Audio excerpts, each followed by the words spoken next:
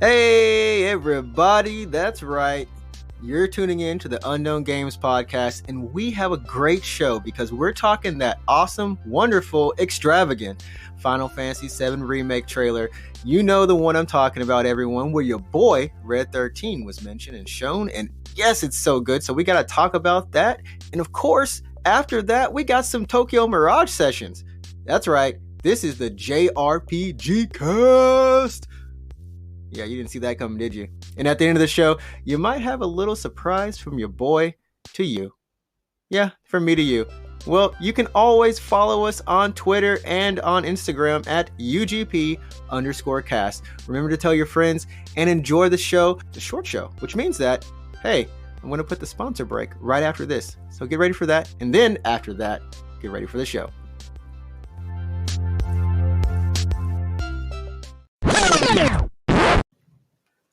Hi everyone, yo, it's me Adrian, and I gotta give a shout out to our sponsor, Anchor, for being not only our sponsor, but also for being our host. Now, Anchor is an amazing way to record and publish, distribute your podcast. Seriously, everyone, we were looking through so many different options, but Anchor has been such a wonderful place and a home for us. Number one, it's free. It's free. Yeah, it's free. I said that 3 times because that was home for us. And also, you don't have to worry about uploading only a certain amount per month or getting rid of episodes. Free unlimited storage. So that is huge point for us. And we also want to say that Anchor allows you to edit and upload your podcast, even record your podcast, not just from your computer, but also from your mobile device. That's right. I'm recording this from my mobile. Yeah, see, I sound just as good as on the PC. And that's really cool. You can do it anytime with friends and just be as creative as you want. And number 3, I think this is one of the best points, period, is that Anchor will even distribute your podcast for you. That's right. We don't know how on earth to get on any of the platforms that we need to, iTunes, Google Play Store for podcasts, but Anchor does. And you don't even have to do anything. They do it for you. So I'm just like, what? And it's on Spotify. My friends use Spotify. I use Spotify. Oh, hey, just share via Spotify. There's so many cool things that you can do. And of course, make money from your podcast without any minimal listenership. So this is really cool. I love Anchor because of these reasons. I love Anchor. That sounds like crazy. I'm advertising, but that's really cool. You know, I had to say thank you to Anchor just for that. And we hope you enjoy the podcast. Now, remember that if you want to download the app, we encourage you to. We also encourage you to go to anchor.fm and try it out. Get your own podcast. It's really easy to get started. All you need is your phone. I don't even have to tell you to get a mic, just your phone, because it has a mic. See, that's amazing right there. So it's everything you need to make a podcast all in one place. Thank you for listening, everyone, and enjoy the rest of the show.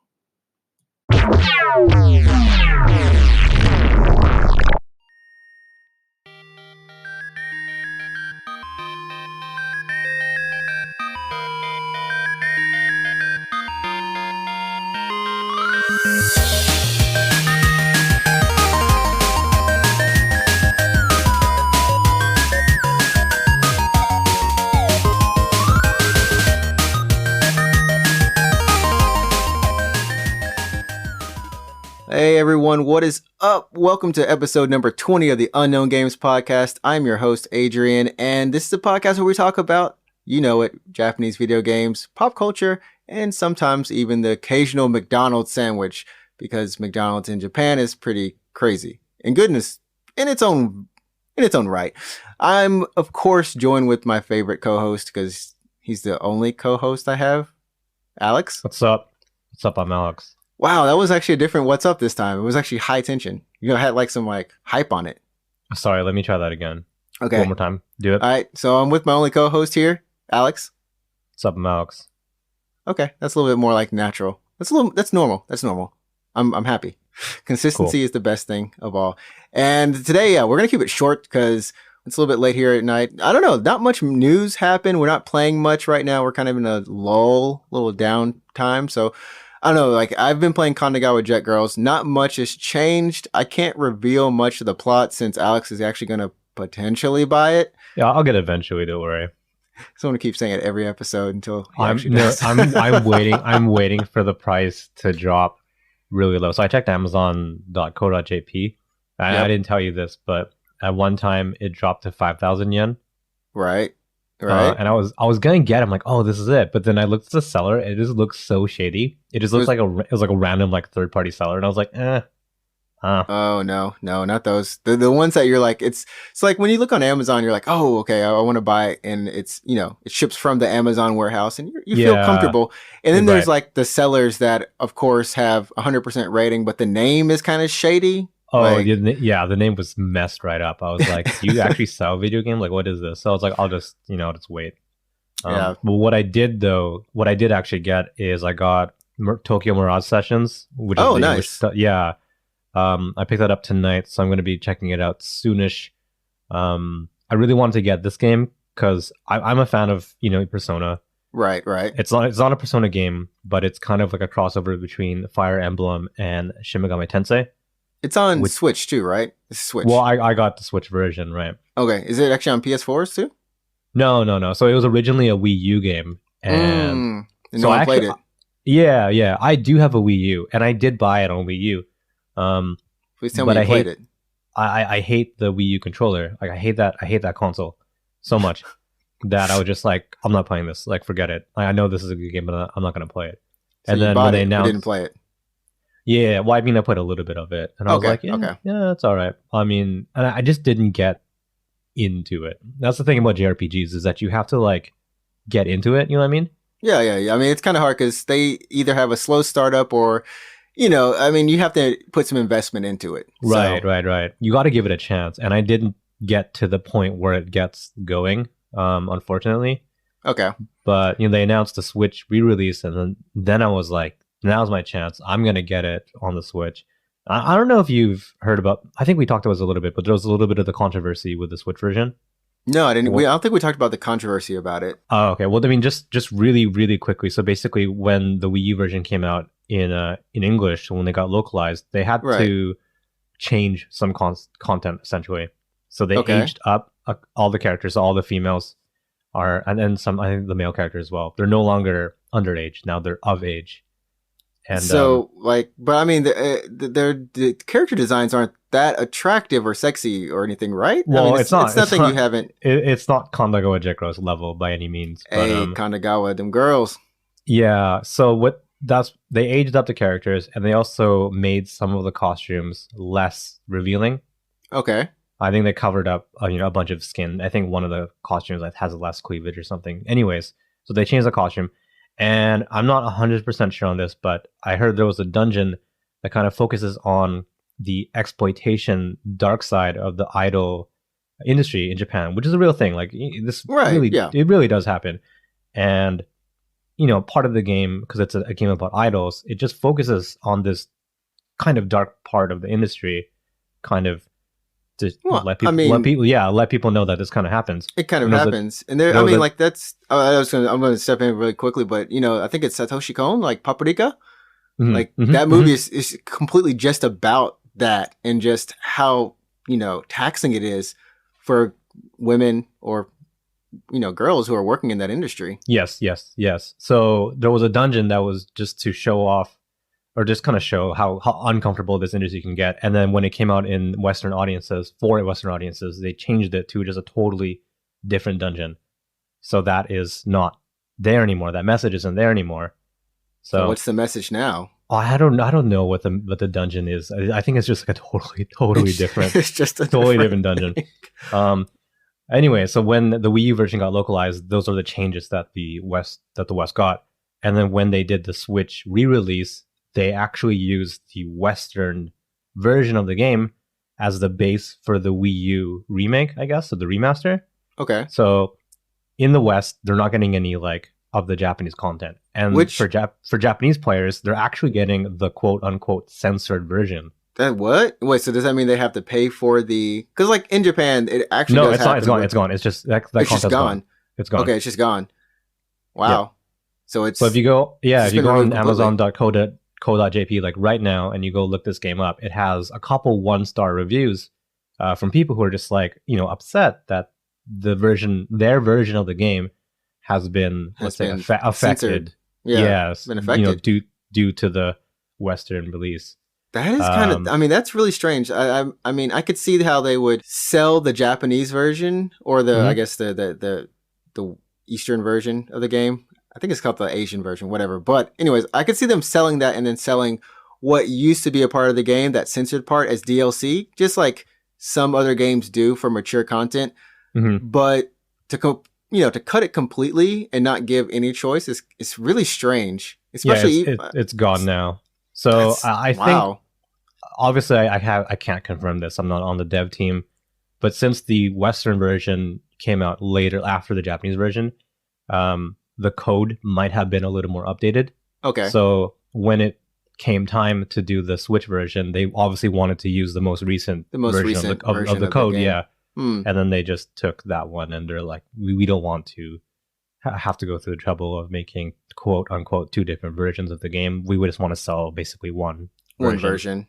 Okay. I mean, I could see that. Yeah, and from a manufacturing point of view, I get it. You're only producing one SKU, kind of. Obviously, your packaging will be different. But you're gonna have 2 different SKUs technically. But hey, in this way, it's all equal. In the worst way, but it's equal. Everyone loses. Anyway, so that's a super, super roundabout way of saying I bought it again, and I will be playing it on the Switch, despite the fact that it's censored. Am I bothered by it? Kind of, I guess. I see where people are coming from. Will I still enjoy it? Probably. I like JRPGs, so yeah. I mean, I'm looking forward to hearing what you think about it and how it plays, of course, because I've never played it before, and I'm still on the fence about getting a Switch just because, we got next-gen consoles right around the block, and it's whether I want to save for the Switch, which, honestly, I would play more in a portable mode than I would on the television, and it's such a tough choice with, like I said, next-gen consoles coming up around, and the kind of issues that are still with the Switch, like the Joy-Con drift. I don't know if that's been fixed or not, but eventually... I don't think so. Eventually it will be, hopefully, maybe. Yeah. But what I will tell you is that I haven't experienced it on any of my Switches before, so... Okay. Well, that gives me hope that when I buy it, I probably will. Yeah. That's my luck. Here's the thing about the Switch, is that it has such a good library, not only of just first-party games, of games in general. Has awesome third-party support, right? And you're probably going to have an awesome time playing the Switch. I actually saw something on my Google feed just a couple of minutes ago. Okay, it wasn't a minute. It was about 30 minutes ago. Apparently, Platinum Games might be trying to do a Kickstarter for 101 for Wonderful 101 on Wonderful Switch. 101. Yeah, on Switch. Interesting. Nintendo won't publish it. Nintendo won't back it. I mean, Nintendo helped them do Bayonetta, so yeah, that's what I'm saying. It's kind of weird. I didn't read too much into the story, but I kind of want to check it out a little bit after, because it's very interesting that would be something that they would kickstart. Like, that's out of what? Okay, Platinum, you do your thing. That's about it. Yeah, so I got Tokyo Mirage Sessions, and so you've only been playing Kanagawa, right? And just Apex and Kanagawa. I'm thinking about, so we're gonna move on to the next part, because, dude, that Final Fantasy VII trailer. I love how it's the theme song trailer. That's what it's actually. It's actually to show off the theme song. It's called the theme song trailer. The theme song trailer, and it's Nobu Uematsu-san. He's back. He's back. Doing the theme. Yeah, he's doing the theme. I'm so hyped. The vocals by Yosh. I've seen him in concert from Survive the Prophet, and oh my goodness, like, the song is good, but of course the gameplay. There's literally that was fire. Was it 4 minutes? Was it 4 minutes of just cut, like half of its cutscenes? We get to see and then Cloud. The rest was gameplay. And dude, I was thinking, okay, 2 minutes. I didn't look at the time before I looked at it. 2 minutes. Okay, cool. And then all of a sudden, I'm like, wait, gameplay? Like, man, I got so hyped. I want to go back and play. A lot of it was summons, right? We got to see a lot of summon animations. Like, we got to see Leviathan in there. Yeah. Yeah. We got to see the Chocobo. That was so cute. I don't know. I almost cried. Sorry, I cry in weird spots. You cry all the time, apparently. I cry all the time in weird spots. So let me ask you, like, what do you think of the theme songs? Because me personally, like, when I heard the first, the first parts of the theme song, I was like, I was like, oh, that's weird. Like they're changing, kind of a classic game. But then Mm, the more that I heard the theme song, I was like, oh, you know what? I kind of like it. I like how they're trying to really make this modern. It's an old game, yeah. but they're not. It's not old anymore. It's been. I don't even want to say like it's not a remake. Really, Yeah. it's like almost a reimagining. Reimagining. Yeah. Yeah. So And it's a modern game now. because I think the thing with Final Fantasy VII, and they put this trailer out on the 23rd anniversary of the game, and it might have came out like a little bit later, who knows? But it's a 23rd anniversary. But the first thing I thought when I heard the trailer was, it's such a the music it has this such a lonely tone to it. Yeah, I mean, it sums up Cloud. It sums up Sephiroth in their relationship. I kind of feel like it feels like Cloud is the lone wolf almost, and they hit that in Advent Children. He is indeed like the cloudy wolf, right? Oh my word, it felt so much like that, and especially with the vocals when he just reaches the high range. And I was listening; they had a kind of behind the scenes trailer as well. Yep. Yeah. And explaining why he chose Yosh for the vocals, and he said he wanted to have someone who could give such a dynamic range of low, medium, and high, all in one song. And I totally felt it. And oh man, it's just so good. And I think, give credit to this team because somehow they have defined a look for Final Fantasy VII. The way that the color palette is, it's Final Fantasy VII. Like, I don't feel like it's definitely I'm not playing the old game. It's like its own thing now, right? It's its own thing. It is really hard to describe and to put into words well, but it's not 7. It's not FF7 anymore. It's not that PlayStation game anymore. It is just like a brand new game. You know what I mean? Yeah, it's a brand new game, and of course we saw some of the returning features, or not features, but Cloud in the dress. It's a different color, but a lot of people were just like, "Where's the dress? Where's the dress?" And like, we finally got it. We finally got to see, what he looks like. They gave us the dress, which, I mean, that entire little part, even the gameplay where they're walking in Midgard, you're like, oh my word, like, this looks insane that they're able to, like, who would have thought that they would actually pull this off? I'm thinking they're going to drop the bomb on a trailer, and they still haven't. They still haven't. Where do they go from here? It's a month left. 2 months left. I'm pretty excited about this. I still have a couple questions, obviously, about the whole project in general. Like, how many additional games will there be? Because it's supposed to be multi, installment, I guess. And how much of the game are they changing? And I haven't played 7 in quite some time, but that's a new character, right? The guy on the bike. The guy on the bike is a new character. Yeah. Which I'm not sure what his role is going to be. If he's a rival soldier for Cloud or something. Yeah, like he's got to be like a former soldier, because just the way that he was talking to Cloud, he was like, he seems like he knows Cloud, right? Right. And so I mean, it's like, it's crazy that they're going to even tamper with the story. I think from a purist perspective, right? But I agree. It's brave. I think they might get some pushback from people who are just like, how dare you touch 7? How dare you change this masterpiece, right?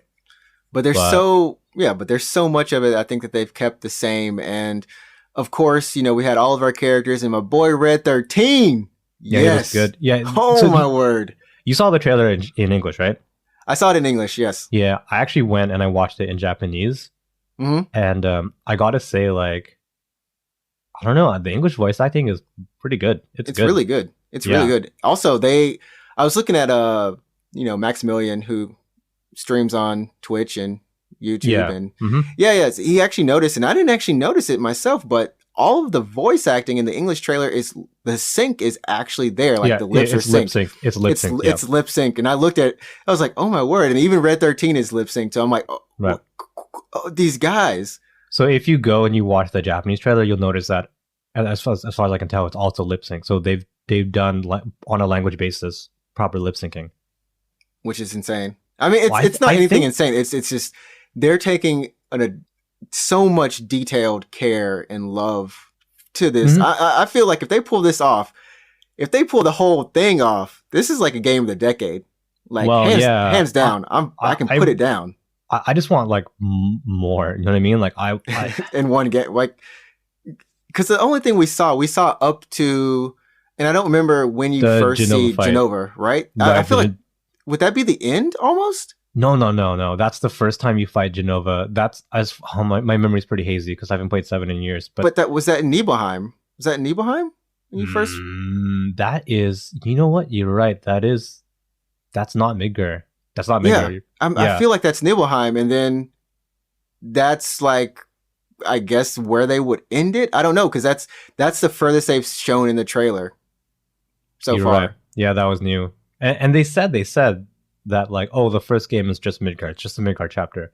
But they've shown a little bit more of, you know, where Midgar is in the original game. So it's gonna be something to look forward to. Yeah, I got to know because for a long time they're just saying, "Oh, Midgar chapter," but in the back of my mind, I'm like, okay, so no Gold Saucer, no Yuffie, no Sid, no Vincent. You know, when are we going to see those guys? Holy crap! You know who we're always forgetting about in any of these trailers, Kate or like Seath. Kate Seath, yeah. But he was Gold Saucer, so I kind of included him there. Oh, Kate Seath. You know, I liked him. It's gonna be interesting to see how they do the voices for that little thing. For Kate Seath? Well, he was in the movie. He was in Advent Children. So. Yeah, but did he have like a Scottish accent or something? Like, what was? Oh, I don't know. It was weird. I saw the movie in Japanese. Okay. But yeah, so those are my thoughts. Is when are we going to see those characters, and you know, how many parts even is it going to be? Two parts, 3 parts? Because in theory, you know, most games are trilogies, most movies are trilogies, but we also have this thing where they have the engine already done. They don't have to do anything specifically to make it, you know, to a lot of changes other than just make the game. They have to make the assets, yeah. Make the assets. So are they going to continue development as this releases or take a break at one point and then come back? Like what is going to happen in between? Are we going to wait a year for the next one or is it going to be 2 or 3 years? I bet you we will have to wait a year, maybe a year and a half, but I do not think they're going to be stopping development. Like, they're going to get this out the door and then they're going to be like, they're going to come into work the next day and they're going to be like, all right, let's keep going, guys. And what's even crazier is they could actually even have a second team working on it, like just already working on that in tandem. So give the first team a rest and the second team keeps going so that to kind of, you know, get the games out quicker. Who knows? Only time will tell. We got those next gen games. We'll find out in 2 months. We'll find out in 2 months when the game comes out on PS4. Well, and, I know you said you're picking it up. Oh, yeah, day one. I'm probably going to I might take the time off work or something. I might just be like, I'm not coming in. I'm just going to play FF7. I can't even remember. I said I wasn't going to because Cyberpunk, but Cyberpunk's like moved now. Oh, Cyberpunk's so far out the way, and I don't remember if there's anything else in that window. I think Doom is maybe April or May. No. Doom is March 20th, which is the same day as Animal Crossing. Oh, man, we're gonna go off on a tangent. Animal Crossing, that new Nintendo Switch, looks hot. Oh man, that special edition, good. That looks so good, man. Nintendo, see, this is why I like Nintendo. You want me to buy your all the consoles, yeah. It's so good, and you don't even have a Switch, so you should pre-order that thing. That's so horrible. Like I said, I need to save for Final Fantasy and Doom and other games. Well, okay, so I know you do have a Switch. You're not getting Animal Crossing. You might get Doom, but that's March 20th, and then FF7 is April 10th. So are you going to get FF7 at launch? Man, you know what? I should. You think so? I should, and I should stream it. I guess I don't know. Yeah, you could. I'm gonna buy it regardless. I don't even know if I'm gonna stream it or anything, but I just know that as a consumer, as a fan of games in general, not even RPGs, just as a fan of games, like I want to play this. It's definitely one, and like watching this trailer made me want to go back and finish Crisis Core for sure. So I'm gonna start it back up because I think Crisis Core does a really good job of giving you a background on Sephiroth and also Cloud. I think the parts that I've played so far, and of course Zack is in there, but you know. And Aerith. The main character. Oh, of course, the main character. He's in there too. Yeah. The main character, you know, he's in there. But I'm curious to see the end of the game. But that's pretty much it. I think, you know, FF7, it's a good thing. And of course, we have some anime for this next season. So you know, there's a new season of anime. What are you looking forward to watching this coming season? So this coming season, it's kind of so at my work I do kind of a trailer marathon. I watch all of the anime that are coming up for the winter season or any season, and try to encourage people to watch them as well. Mm-hmm. This season is kind of like meh. Really? No, there's some good things, of course. If you like Haikyuu, Haikyuu's back after a long time. Right. So I think a lot of people are on that. Somalie to Mori no Kami-sama. I don't know what that's in English, but it's very sweet. It's about this stone like golem who's found a human child, and he's raising her, but the golem only has a year to live, so he's actually on a quest to kind of help her find other humans in the world to be her family. But the whole entire thing is that humans are reported to be extinct, and there's just kind of, I guess, animal-like creatures, animal-like people walking around, and they're like, there was a war a long time ago. Bump them kids, those humans, anyways. Bump them. We don't care about them. If we find one, we'll kill them. So it's kind of a journey, and he's got to find, it's just sweet. It's really sweet. I think that's one to look out for. I've watched the first episode. Really good, really nice music. But for me, I think the one that I really wanted to watch, and this is strange as heck, is this one about laughing on the runway. It's about a model and a kid who makes clothes for her. Okay, that sounds weird. That's kind of weird, right? That's the one I've somehow kept watching. Really? It's yeah. I don't know. I guess because I'm learning about fashion. I tend to find myself watching shonen anime not as much anymore. And the reason is because it's just, you've seen it, you've seen the formula, but any anime where I'm learning something new and that's interesting. And it's short, yeah, it's really interesting. And same with manga. If I'm learning something in it, it pulls me in a little bit more. So that's for me what I'm watching. I know some people are probably watching Railgun because that's back. I don't know if you were into Railgun. Any? No. I surprisingly no. You would think that would be something that's right up my alley, and it might be, but I've just never seen it. Yeah, I know that's a big one. Of course, Madoka is back. Oh, the really? kind of side. Yeah. It's based off the smartphone game, which is based off a manga spinoff. Oh no. Okay. I mean, I got to say the smartphone game, I've played the first couple of chapters. Really good. All voice acted by the original characters, and really nice. It's the FGO gameplay, so it's the card kind of thing. Yeah. But speaking of FGO, I heard that the anime for FGO is pretty good. I haven't seen it. Have you? I haven't. Babylon? Was it Babylon or Babylonia? Yeah, for FGO. There's two Babylon. I heard it was good. Really? And I'm sure it is good. I just haven't seen it. I think it's still going on right now. It might be. So for sure, if you guys haven't watched any of those, the one that everyone's really talking about is Eizoken ni wa te o dasu na. I said that so broken up. Yeah, you kind of said that weird, yeah. Yeah, Eizoken ni wa te o dasu na, which is about some kids who are learning about how to make animation, but also being in the world of animation as they're kind of, watching it. So is it kind of like a Bakuman kind of thing? It's kind of like a Bakuman thing, I believe, but it's done in such a way that it's very comical, and the art style is kind of self-aware of itself. So it's very much meta. Bakuman was pretty meta. Bakuman was in Jump, and it was about people writing for Jump. I feel like I met that dude one day, but I didn't. No, I didn't. Yeah. Have you read Bakuman?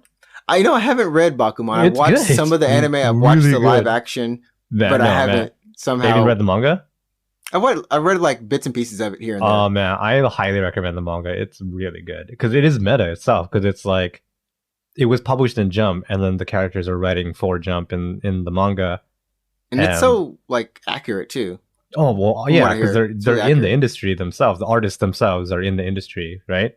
Writing about artists. So, Anyways, kind of getting a little off topic, but so Bakuman, good. Bakuman, that's old. 15 years now or what? Oh gosh, I hope it's not 15 years, but it's probably. I mean, I wouldn't Probably doubt if close. Well, it's at least it's 10 because close. It's at I least was 10. reading it back when I was in uni. So But I mean, the same author and the tag of I always. Oh, I'm not gonna try to get their names because I'm gonna mess it up. But Death Note is coming out with a one shot, I believe, next month oh in really? Jump. So it's of course it's just a side story, but it's gonna be a nice little 61 something pages, which Hmm. they had two of them. But anyways, so everyone can look forward to that. That's going to be in English and in Japanese. Of course, if you're subscribed to Shonen Jump, you can read it for free probably because Right. Jump does I think the first new chapter each week is free to read, if I remember, in the US. Yeah, I think Shonen Jump is a really awesome model for overseas fans. I mean, I wouldn't subscribe as long as you stay up to date. There's no reason to subscribe. Like if you fall behind, sure. If you want to look back in the archives, sure. But if you just want to read what's current and now, Yeah, but I that's think it's only actually first that's three assuming chapters, you're maybe. up to date, right? But if you're Right. just jumping into a series and you don't want to, pirate it, yeah, just subscribe for a bit. You gotta subscribe. You gotta subscribe. And speaking to something else, you have to subscribe to. Your boy Adrian is gonna be on Twitch. Yeah, that's a It's. that was a dude. You jumped. We're waiting for that segue. I was waiting for that segue You're so planning much. it. Yeah. All right. So you're gonna be streaming. Yeah, I'm going to be streaming here in Japan Wednesday and Friday nights around 8 to 10 p.m. And of course, potentially on Saturday afternoon here in Japan. That's not going to be fixed for sure, but every once in a while. The channel is, of course, Ninja Tricks. That's Ninjatrix. Ninja I like Tricks how you because say "of course" as if it was supposed to be obvious. you're supposed to know that it's spelled with an X, everyone. Right, because it's cool and you're Because cool. it's cool. I'm cool, but I'm unfortunately. I tried to be Lone Ninja, which is always my screen name, but unfortunately, there's another ninja, and even now that I'm Ninja Tricks, there's still another ninja, very big ninja. Right, but this one is on Mixer now. He's on Mixer now. I'll be on Twitch, and yeah, streaming just about kind of a variety of games. I'm going to start off with Katana Zero, which is a pretty indie game from Digital Revolver. Oh yeah, Yeah, they're a pretty good publisher. Yeah. they've been really stepping up their game. Oh I yeah, gotta say, no, over the good past games, couple of really good years. games. Yeah. Did you ever play Hotline Miami? No. No, you should check it out, man. It's pretty good. Oh, Hotline Man. I mean, you can get it like cheap too. I know it's on so Oh many different yeah, bundles. for sure you can. Yeah. So that's I guess my big announcement. Even though I said before, but yeah, should be starting by the time this podcast goes up by next week. So So where can people follow you to get up to date on just when you're streaming and stuff like that? Should they be following this Twitter or your Twitter? That's a good question. Haven't decided, but you should probably follow the Unknown Games podcast Twitter because my Twitter is actually all in Japanese and I use it for art. So look at this guy. It's kind of useless for if you're not Japanese. Oh, I feel so horrible saying that. Okay, I'm bilingual. Look at me. Yeah. Look at me. Now you can follow us and stay up to date, of course, on the Unknown Games podcast and when I stream by following us on Twitter or Instagram at UGP_cast. I have to say that correctly because sometimes I actually do forget it. Yeah. Well, Yeah. You got it right this time. I got it right this time. And yeah, it's 12 a.m. here. We did it. Just on schedule. Just on schedule. There was no break this podcast, everyone, but we hope you totally enjoyed it. And remember, share us with your friends, share us with your family, share us with your pets and your neighbors. Yeah, everyone. Just play it in public. On a loudspeaker? Yeah, as you roll down your window and you just play it in your car and you just drive around the block. Just drive around. Oh man, PR. That's beautiful. We should do that in Japan. That's how elections are held in Japan. So why not pimp the podcast the same way? That's true. They do drive around, and that's a mild complaint about living in Japan. If you just ask me like, oh, what do you hate about Japan, and you give me time to think about it, I'm gonna say politicians because they're the worst. They're either telling us about the safety of Japan or telling us to get out of Japan. And yeah, and then One of the two. they're like, oh, vote for me, and they just drive around these loudspeaker trucks around the block. In the block, yeah. Yeah, and I'm not kidding. It's so loud, and they'll just do it like at the worst times. It's always mid-afternoon. It's like mid-afternoon, like after lunch or so, and you're like, what? Oh my god, just can you please not? So before we finish up, this is a super short story. I used to have weird hours because I used to work weird hours, so I'd be sleeping until 2, 3 in the afternoon. And I would just naturally sleeping. I would just sleep for 8 hours because I was coming home from work at like 11.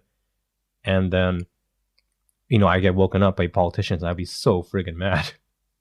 And I mean, Japan has two things: politicians driving around and ambulances. Oh my god, yeah. The ambulances don't stop. You can hear them 24/7. Yeah. Always. Well, that's what it's like living in Japan. And that's it. That's it for this episode. Yeah, we covered all of our bases: games, anime, and Japan life. Well, we missed McDonald's, but that's for next week. That is for next week. Gotta have that Gohan burger. I'm gonna try it out, yeah, for sure. There we go. So everyone, have a great week, and remember, you set the tone. Go play some great games, enjoy your life, and we'll see you again next week for episode 21. Sounds good. Right. Peace. Peace.